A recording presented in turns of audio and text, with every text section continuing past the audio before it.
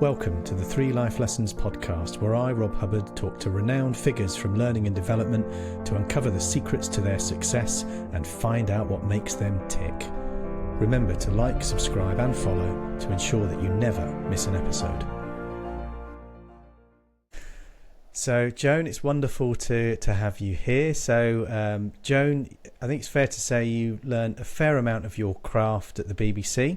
Mm-hmm. You were there for many years, and this is common, I've noticed, to many of the greats in our industry. Many of them have BBC backgrounds. You then went on, amongst other things, to be heavily involved in the eLearning network, now called the Learning Network. I think that's how we met. So I think we first met at ELN events. You went, there you go. Lovely plug. I went to an event where you were launching a book because you were chair of the network at the time. And I won a free copy in the draw. So fantastic. You got me started, Rob. Oh, great. Okay. Well, there'll be a quiz at the end. I'll test you on your recollection of some of the content of that book. But then, of course, you went on to become the chair of the eLearning network as well. And I mean, for those that don't know, the ELN, as it was then, now the Learning Network, community interest company, everybody involved is a volunteer, and they do it for the good of the industry. So as well as having an amazing career, Joan, you've also given back more than your fair share to our industry, to this industry that we love. So I'm fascinated to be here with you today. Welcome, Joan Keevill. Thank you very much. Yeah, the ELN and Learning Network, I mean, I joined to go on the board for a couple of years, as was the norm. Yeah. And I ended up there for 5 years, including, I think, 3 years chair, and with COVID in the middle of it all. So it was a really interesting experience. And my husband might say, well, I spent too much time doing that, but I loved it so much that I just did what I felt I needed to do. Yeah. So, it's good. So. Yeah, brilliant organisation. I still have a huge soft spot for the Learning Network. So anyway, the people running it now are doing a fantastic job. Yeah, so it's great to see it does seem to, it attracts real kind of doers, from our industry, but not just people who are doers, but also people who are kind of quite altruistic, and they kind of get that you get out of things what you put in. Yeah, absolutely. And it's wonderful to see the organisation grow and evolve as well as it does.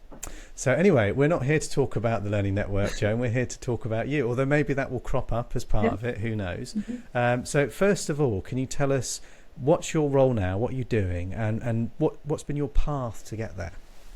A bit of a convoluted path, but I'm currently director of my own company, which is called Designs on Learning, and I set that up in 2008 after I left the BBC. But actually, as of the 1st of September, I have another role. Because I've just been taken on as a part-time member of staff at Henley Business School as a learning coach and going on salary. So that's, hey-ho, you're never too old to start another job. But I actually started life as a French teacher. I went to university in Glasgow and I wasn't too sure what I wanted to do. I did languages and I kind of drifted into a teaching qualification. I went to Paris for a year because French was my subject. Yeah. And then I went into teaching. And then a couple of years later, I met my husband, who's from London. So I kind of ended up following his job moves around and changing schools a lot. And then I was kind of thinking about moving up to become a deputy head or something. And I saw an advert in the BBC, in the Times Educational Supplement, for a languages advisor at the BBC. And I applied and got the job. Very good. And it was a complete change of direction. And I was there in languages for about 9 years, and then I moved over to training. So 18 years in total, working for such esteemed people as Nigel Payne and Nick Shackleton-Jones. Yeah. Then they had a reshuffle back in 2008, and my role was closed. But fortunately, I had a very good redundancy package, set up my own company, and within a short time, Nick had asked me to come back and do some stuff for him as my limited company. Yeah. I never really looked back. So that's what I've been doing since 2008. So, yeah. Fantastic. So, I mean, that journey, a really interesting journey in its own right. Joan, tell us the first life lesson that you've learned as part of that. What's this first one that's guided you? Well, you might not be surprised, and I hope it's not too much of a cliche. It's about seeing change as an opportunity for growth rather than a threat. Yeah. I didn't realise how much I'd changed till I went back to a reunion at the last school I taught in, which was in East Finchley. And I couldn't believe that all these teachers were effectively, sort of 10 years later, exactly the same people I had worked with. And I felt I was a different person because I'd learned so much at the BBC doing different things and learning new skills and whatever. And I think what was interesting joining the BBC, one of the first training courses they put me on was managing change. And I used to go back into work with teachers about using BBC Languages TV and radio resources in their work. And I used to say to them, they never told me that in the BBC things never stopped changing. So it was a kind of a roller coaster, but it was a good mindset because you did learn some basic models like, Cotter and Kubler-Ross, the change curve and things like that. But people seem to really struggle. You probably know most change projects fail, the majority of them fail. My take on that is that's more to do with seeing it as a project with project plans and milestones and not really spending enough time on the people and the emotional side of it. So, but I think I would say that I'm definitely an early adopter. So I had my first computer in 1984. I'm old now, so I go back a long way. So it was a BBC Micro that my languages advisor gave me, and great. And then in 1996, in BBC Education, John Burt was the DG, and he foresaw the internet as the third channel, which was, quite revolutionary. Yeah. So in 1996, we were given seed funding to build a BBC Languages website. Very cool. And we actually used video clips from TV programs, sound bites, interactive exercises, because a lot of our audience were, standalone learners. They weren't. Some of them were in adult education classes and the like, but some of them were just studying at home. And at one point, I think we had 1 million visitors to the site. Wow. So sadly, no longer in existence, but really good times. And then I think, one thing I should say is I did typing at school. On a typewriter, touch typing. So when email and everything came in, I was off. Duck to water. I was off like a rocket, typing away at great speed. And the head of education, I think at the time, used to get his secretary. He had a secretary back then. Nobody has them anymore. His secretary would print off all his emails for him to read and answer on the train. And he would bring them all back in, and she would type up all the responses. So, I think there's a few that still do that, actually. Well, maybe, yeah. And then more, so later on, I was working from home more or less all the time from starting the company. So in the early days before broadband, it was a bit of a struggle with connections. But when COVID hit, virtual working for me had been the norm for years anyway. So just that switch over to working virtually. Okay, I didn't see my clients so much, but, so I think in that sense, coping with change and seeing it as that opportunity, I think has stayed with me throughout my career. It works in the personal life as well. I mean, we've got friends who have a house in Malta and they go back to that house twice a year, every year. Paul and I are always looking, where have we not been yet? Okay, let's go there. So last year it was Canada in the Rockies, and this year we're going to Istanbul next weekend actually for his birthday. So not been there before, looking forward to it. So there's always places you want to go and see on the bucket list, and so. Yeah, that is interesting. I mean, you are a very adventurous person. So what you've told me about the different trips you've done, the things that you've experienced. I can tell that you kind of like me and Tess, like hunger for the new. And I wonder if that is common to people that like to have new experiences and try new things. I wonder if there's a correlation between them also being people who adapt better to change and see it more as an opportunity. That would be an interesting piece of research. I'm sure that's true. Because when you look at some of the models like Bridges' transition model, you see that people can get stuck in no man's land in the middle between the old and the new. Or if you look at the Kubler-Ross change curve, there's the sense that people are afraid of the new and they're resisting it because they don't quite know, or maybe they're just not confident. There's a lot of redundancies around at the moment, I think, and people don't really know what's ahead. And there's something about being confident that you can adapt, like Darwin. It's what was it he said, that it's the species that can adapt most quickly that will survive. Yeah, that's the fittest. That adaptability. Yeah, because I don't think the speed of change is going to slow down anytime soon. No. And in fact, when we're dealing with our students at Henley, we talk about a VUCA world, which is, I don't know if you know the acronym, but volatile, uncertain, complex, and ambiguous. Yeah. Well, if you're an anxious person, you need to kind of try and rethink it a bit and think, where are my opportunities to see a gap and go for it and do something different that'll help me, and hopefully offer somebody else some support as well. So. Yeah, we certainly notice that in our customers. The reorgs come round fairly like clockwork in most organisations every 2 to 3 years. Big reorgs. One of our customers has changed to a matrix structure, which we're watching with great interest, because in theory you never need to reorg again. It's a really kind of fascinating approach. A lot of positives, a lot of negatives as well. So that's been really interesting to kind of watch and see how that is playing out in this huge organisation. But anyway, Joan, let's get on to your second life lesson. What would you like to share now? Okay, so the second one I was thinking about this is a concept I call value for time. We talk a lot about value for money, and especially with the economy the way it is now. But in the early 2000s, I was working with some executive producers in BBC Radio. I was doing some strategic stress management training with them. They'd had some job cuts. They also had people on permanent or long-term sick leave due to stress.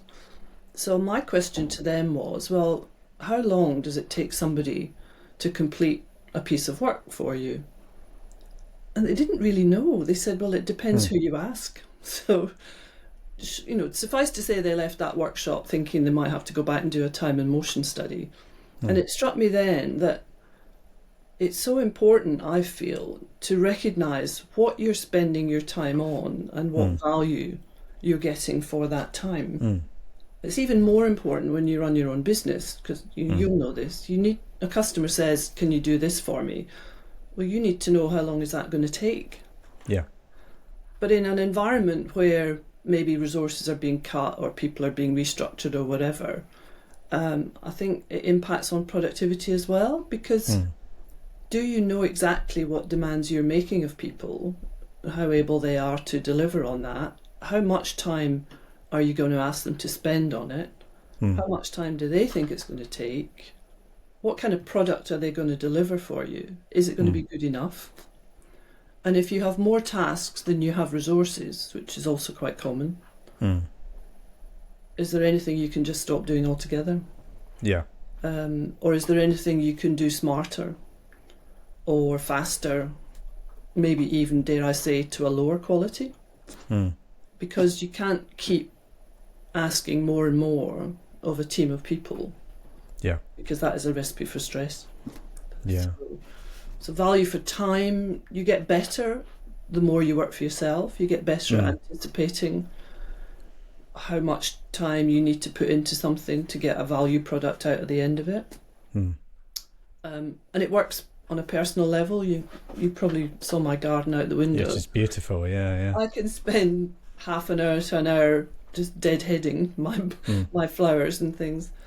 Now that's very valuable for me in terms of, just grounding myself and being out in the fresh air.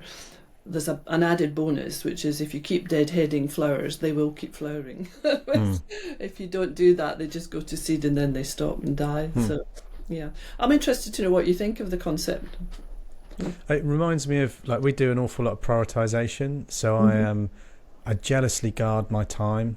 Right. Like, I hate wasting time. I just, even down to the things I listen to, the things that I watch, what outside of work, anything. I just feel we've got such a small amount of time on this incredible, planet that we live on, and it's so unlikely that any of us are here now, let alone you as an individual. It's like make it all all count. That doesn't mean you're constantly rushing around, but making sure that you're investing your time in the things that are important to you and that align to your values and that give you pleasure and help those around you and those kind of things. Exactly. So as part of that prioritization, like, it's always been a really big focus of mine, personally, in my work, in the company's work as well. And a lot of the methodologies that we've come up with over the years, which underpin how we do all of our stuff, so much of that just comes down to different ways of prioritizing things.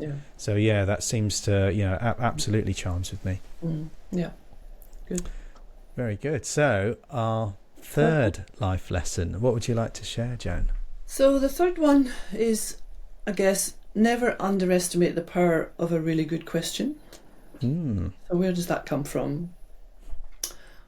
So over the years, and especially coming from Henley, I started doing things at Henley in 2008. I got involved in a process called action learning. Oh, yes. Action learning tends to be used as a leadership development tool. And the basic principle is that as problems become more and more wicked or tricky, we need to be more collaborative in trying to solve them.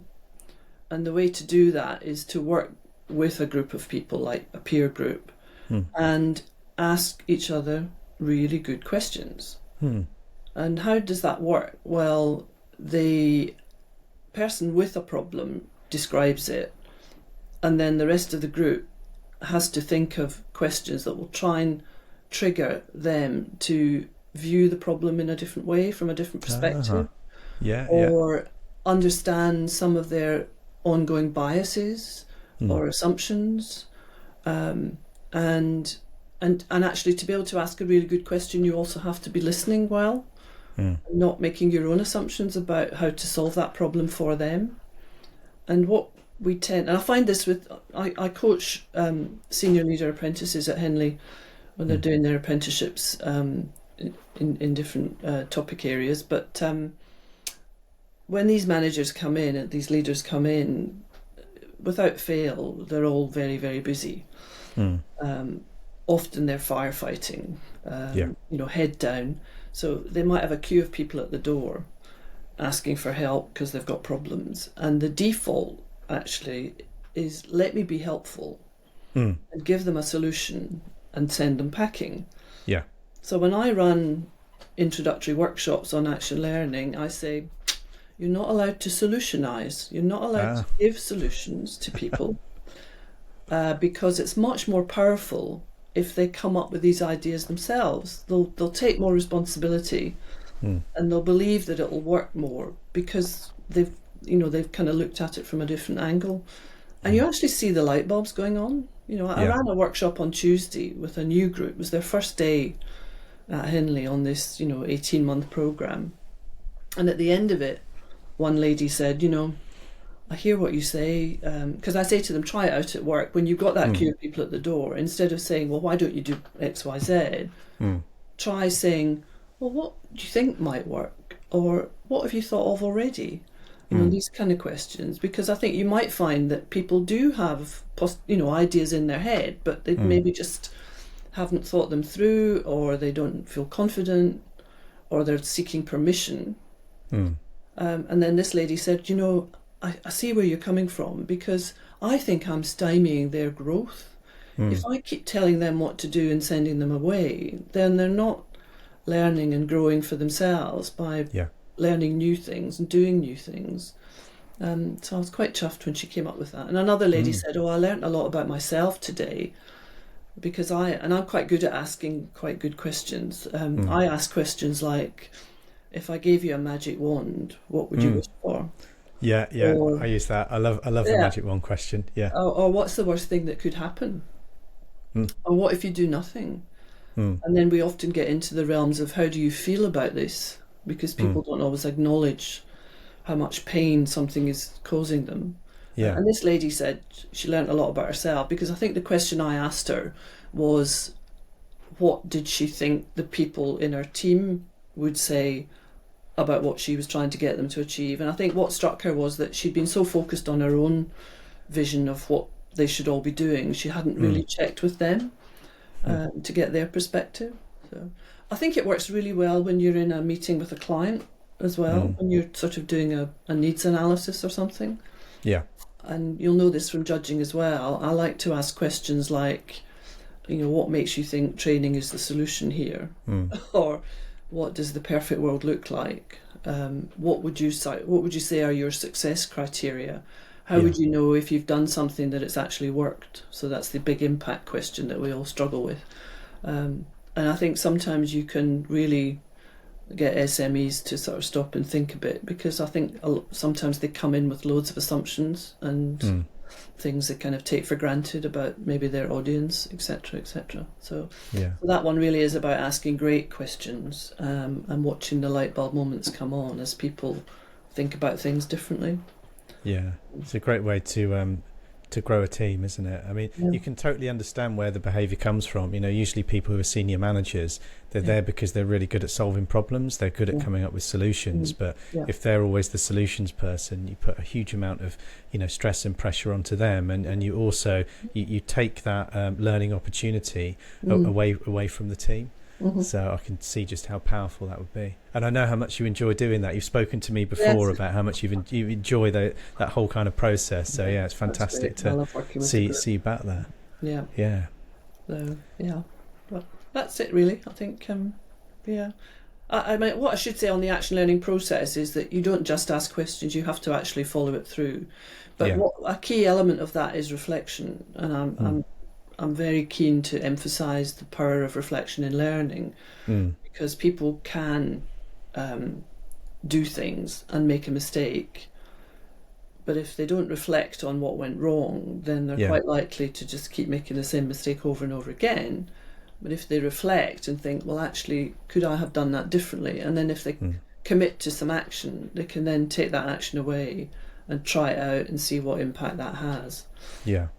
So that whole piece about reflection and everything is I think very important. So but you can't change other people easily, but you can encourage them to think differently and give them the space to try things out for themselves and have their back. If they're struggling, obviously you come back and help them. But I think if I could wave my magic wand, for my students at Henley, I would say to them, just lift your head up from the desk and just be more strategic and think about your role as a leader and not just, I've got all these tasks I need to get through, and you're interrupting me actually by coming here with your problem. People do seem to be busier than they've ever been. People that we work with, it just seems, and yet we have all of this technology that comes in that supposedly saves you time. It's like, where's that time gone? Just to do more stuff. You're just doing more stuff, and trying to. Well, I was just going to say on that value for time, what I didn't mention, I used to work with a guy at the BBC called Robert Seater. He's still there. He's head of history, so he organises the BBC's history. But he said to me, I don't go to any meetings unless there's a clear agenda.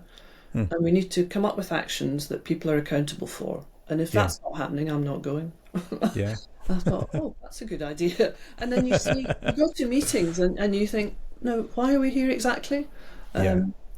So, I'm regressing a little bit, going back to my number 2 one. But anyway, Well, there were 3 such valuable life lessons, Joan. It's been wonderful to hear them from you, to learn a bit more about them and you and your journey so far, which is continuing in a direction that you're greatly enjoying, and I can tell how much value you're bringing to the people that you're coaching as well. So Joan Keevill, thank you for being a fantastic 3 Life Lessons guest.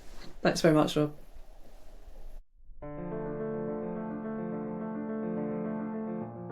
If you've enjoyed learning those 3 life lessons, then make sure that you like, subscribe and follow so that you never miss an episode.